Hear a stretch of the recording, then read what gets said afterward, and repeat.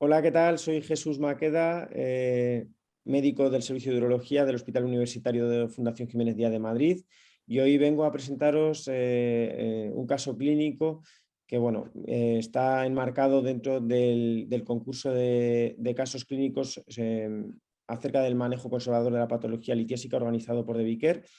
Mi caso en concreto trata sobre litiasis infectiva recidivantes y esa pregunta que a veces nos hemos hecho todos: ¿es posible vencerlas? Pues todos tenemos en la consulta ese paciente con litiasis infectivas de repetición que, a pesar de múltiples cirugías o de múltiples tratamientos, pues no terminamos de resolverlo, y a veces se puede hacer un poco desesperante.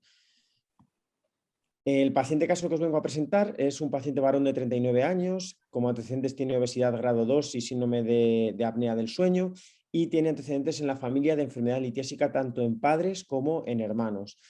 El paciente ya nos cuenta, viene por primera vez a nuestra consulta y nos cuenta que en otros centros ya ha tenido episodios de litiasis que le han tratado con múltiples cirugías endurológicas y con derivaciones urinarias mediante catéter doble J previamente.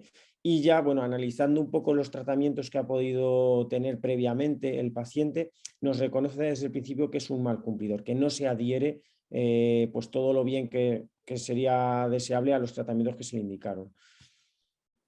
Entonces, bueno, acude a nuestra consulta, como hemos dicho, por cuadros de dolor cólico renoureteral no complicados. Nunca nos cuenta recientemente ni fiebre. Vemos que en las analíticas que aporta en consulta no tiene fracaso renal ni otros datos de complicación. Y después del estudio básico y de una exploración básica, le pedimos un TAC abdominopélvico sin contraste, donde vemos presencia de litiasis renales bilaterales y de litiasis ureterales derechas. Las que más nos preocupan desde el principio, y a las que les preocuparía a todo el mundo, son las ureterales, porque como vemos tiene ahí dos litiasis de 10 milímetros cada una. Prácticamente es una masa litiásica de 2 centímetros que condiciona obstrucción y dilatación en el lado derecho. Por lo tanto, nosotros, aquí vemos que en el sedimento de orina tenía un pH de 6,5, nitritos positivos, leucocituria, microhematuria, lo esperable encontrar en un paciente litiásico de estas características. Y en el urocultivo, pues ahí tenemos ese crecimiento del Proteus mirabilis multisensible, que ya nos hace sospechar desde el principio que este paciente puede padecer o puede tener, las litiasis son de carácter infectivo. Entonces nos lanzamos a una primera cirugía, que es un primer tiempo quirúrgico, que es una ureterorenoscopia semirrígida derecha, en la que nuestro target ahí es resolver las litiasis ureterales derechas para que son las que condicionan una obstrucción y que pueden condicionar al paciente a corto plazo mayores problemas, y le dejamos el uréter derecho limpio de litiasis, ¿vale? Tras la nueva cirugía, el paciente presenta buena evolución, no presenta cólicos, no presenta hematuria, no tiene tampoco infecciones del tracto urinario, y vemos que en el análisis espectroscópico de un fragmento de las litiasis extraídas durante la cirugía, el 60% corresponde a estrubita y el 40% de apatita, lo cual confirma nuestra sospecha diagnóstica de que esas litiasis son de carácter infectivo. En el TAC de control vemos que tiene resolución de las litiasis ureterales, ureterales derechas con persistencia de una pequeña hidronefrosis derecha residual no condicionada por litiasis, y que tiene persistencia de las litiasis renales bilaterales porque no las hemos abordado, ¿vale?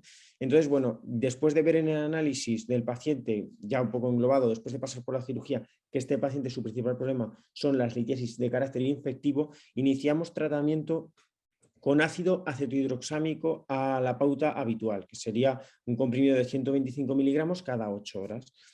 Le citamos para una nueva revisión y el paciente nos reconoce que no ha cumplido el tratamiento con ácido acetohidroxámico por problemas con el visado farmacéutico, ¿vale? Porque es un fármaco que tiene que pasar por un visado farmacéutico. Este paciente tuvo problemas y además tenía una mala tolerancia digestiva al mismo, por lo tanto lo abandonó, ¿vale? Lo abandonó. Entonces, bueno, pues después de estos dimes y diretes con el paciente, de seguir en la consulta, le pedimos un nuevo TAC al año a ver cómo está, ¿vale? A ver cuál es su masa litiásica actual, y vemos que no solo no han desaparecido esas o no hemos conseguido reducción de la masa litiásica, sino que ha aumentado, sobre todo en el lado derecho. Tiene el paciente crecimiento de esas litiasis que tenía, ¿vale?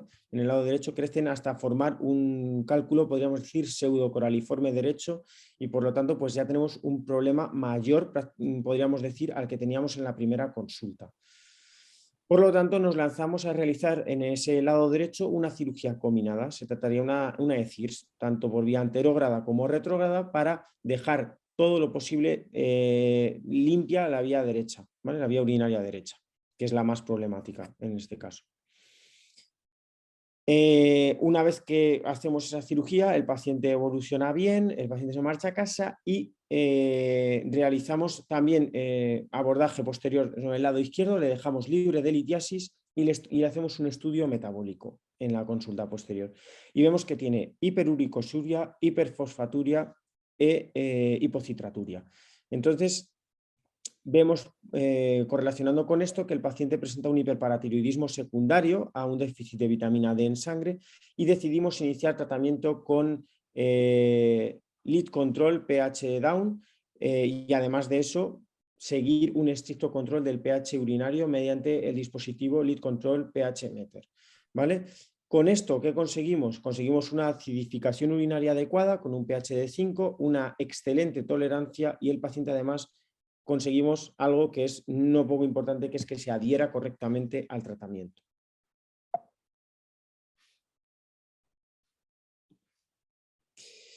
Como resultados clínicos relevantes a destacar en este paciente, pues que en el momento actual se encuentra libre de patología litiásica, que hemos conseguido el segundo objetivo, que es un adecuado control del pH urinario, y por supuesto que tenemos urocultivos negativos, lo cual nos hace pues, estar contentos porque la probabilidad de que el paciente pueda recidivar de la patología litiásica pues se reduce. Por lo tanto, en el paciente que parecía imposible, en ese paciente que lejos de mejorar en las primeras consultas vemos que empeora, pues vemos que sí que es posible controlar su patología, podríamos decir crónica litiásica, y dejarle libre de piedra, stone free. Entonces, en la discusión que yo me planteé a la hora de realizar el artículo de este caso clínico, pues es que nosotros, un paciente con litiasis infectivas y con una importante carga litiásica infectiva, no podemos solo manejarlo con tratamiento conservador, ¿vale? En este caso hemos tenido que hacer una combinación. La cirugía, por un lado, para dejarle limpio lo mayor que podíamos, ¿vale? Lo más que se pudiera desde el principio, y luego posteriormente ser muy agresivos con el tratamiento conservador. Es un poco una paradoja, ¿no? Agresividad con el tratamiento conservador, pero hay que estar muy encima del paciente para que cumpla, porque es muy fácil que tienda a recidivar, ¿vale? Son litiasis muy recidivantes, muy molestas y que cuesta manejar. Conseguimos esos objetivos, ¿vale? Que el paciente cumpliera con el tratamiento, y además este paciente lo abordamos en una época muy complicada, todavía estamos en ella, que es la pandemia por la COVID-19. Entonces queríamos reducir la exposición del paciente al ambiente hospitalario lo mayor que pudiéramos. Era un paciente que no convenía que estuviera permanentemente con ingresos, con cirugías, ya no solo por el peligro de estos procedimientos, sino también pues, por el estado de la pandemia que vivimos todos. Y bueno, pues fuimos también muy incisivos con el paciente a la hora de controlar el pH urinario, no solo a la hora de acidificar la orina, sino también de controlar el pH, de que el paciente tuviera un control y que entendiera lo importante que era. Entonces, bueno, tradicionalmente la herramienta más empleada para medir el pH han sido las tiras reactivas de orina, que todos conocemos. Tienen un uso muy extendido, pero a pesar de eso no siempre constituyen un elemento sencillo y preciso para obtener un valor fiable del pH del paciente, puesto que están expuestos a múltiples factores que pueden alterar los resultados.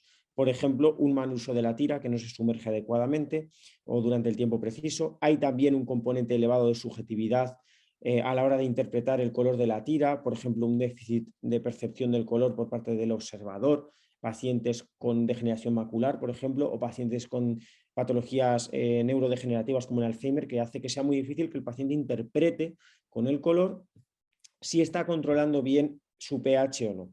Entonces, en los últimos años se han desarrollado nuevos dispositivos de medida del pH que suponen una alternativa a estas tiras que ya conocemos todos.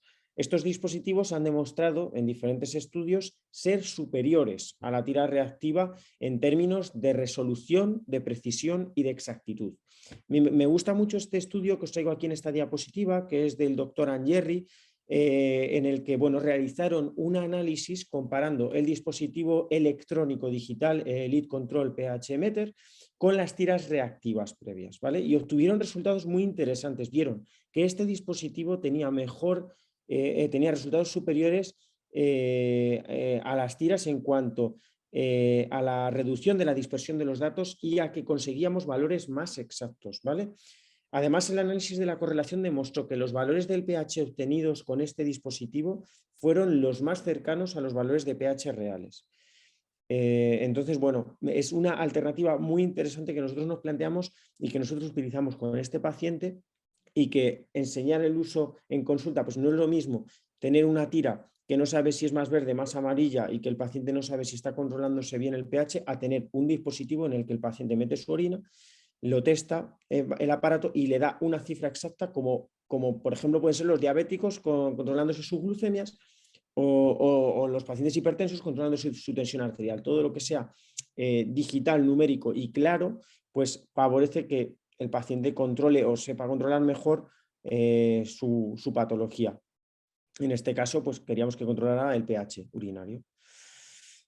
Y bueno, brevemente, todos conocemos el metabolismo de la vitamina D. Sabemos que, pues que la vitamina D favorece la absorción del calcio en el intestino delgado, ¿vale? Que también pues disminuye la excreción de calcio en orina. Y por tanto, este paciente ya hemos visto que tenía también déficit de vitamina D en el análisis de sangre y que podía tener un hiperparatiroidismo secundario al mismo. Entonces, también quería remarcar que debemos tener en cuenta siempre el estudio metabólico del paciente. Es un arma fundamental. Yo creo que una vez que tenemos al paciente limpio de litiasis, que es lo ideal, hacer un estudio metabólico nos ayuda muchísimo para también complementar o ayudar el manejo conservador del paciente y evitar recidivas a largo o a corto, medio o largo plazo, ¿vale? Nosotros en España, y eso que tenemos la suerte de tener un sol fantástico muchos días, no obstante tenemos una elevada prevalencia de déficit de vitamina D y se ha visto que es más acusada en los pacientes con litiasis. No se sabe a ciencia cierta por qué del todo, ¿vale? Pero se ha visto que hay una elevada prevalencia de esto. Entonces nosotros cuando vemos que un paciente viene a la consulta, es un paciente litiásico y tiene déficit de vitamina D con hipercalciuria, sobre todo pues nosotros tendemos a tratar con vitamina D para corregir esos niveles, pero quería remarcar que aún el papel de la vitamina D en la litogénesis no está claro, ¿vale? Se ha visto que aunque nosotros lo miremos mucho y tengamos tendencia a corregirla, hemos visto que el déficit de vitamina D no condiciona una mayor calciuria ni otras alteraciones metabólicas diferentes a los pacientes con niveles normales de la misma, ¿vale? Lo digo porque a veces nos obsesionamos con los niveles de vitamina D, es importante que el paciente los tenga normales, va a ayudar por supuesto, pero todavía el papel que tiene la vitamina D en la litogénesis no está claro. Se han elaborado ciertas teorías en las que se cree que ese hiperparatiroidismo secundario a la vitamina D, al déficit de vitamina D, pues induce una liberación mayor de PTH y esa liberación mayor, sobre todo de forma continuada, puede inducir hipercalciuria. Pero en principio, pues todos sabemos que eso no está demostrado, ¿vale? Entonces, bueno, en este caso nosotros en el paciente sí que lo corregimos, pero no es algo que nos debe obsesionar.